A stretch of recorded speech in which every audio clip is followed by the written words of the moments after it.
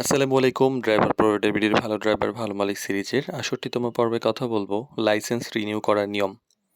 তো driving licence একটা ড্রাইভারের সবচেয়ে গুরুত্বপূর্ণ পরিচয়পত্র। কিন্তু অনেক সময় দেখা যায় লাইসেন্সের মেয়াদ শেষ হয়ে যাওয়ার পরও সেটা রিনিউ করা হয় না। যা আইনগত এবং পেশাগত দুই দিকেই ঝুঁকিপূর্ণ হয়ে থাকে।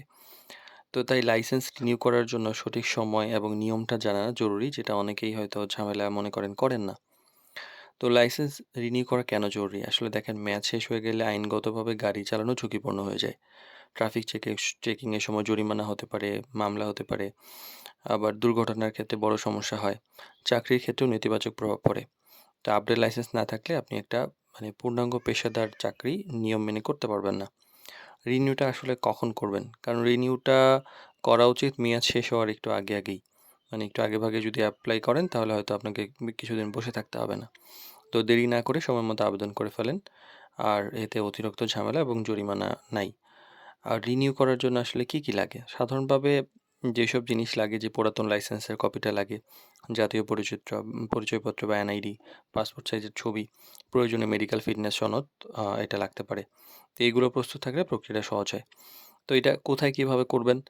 বাংলাদেশের যারা লাইসেন্স প্রদান করেন বিআরটিএ, এইখানের মাধ্যমে লাইসেন্সটা রিনিউ করা হয়। এটা অনলাইনেও করা যায় এবং সরাসরি বিআরটিএ অফিসে গিয়েও করা যায়।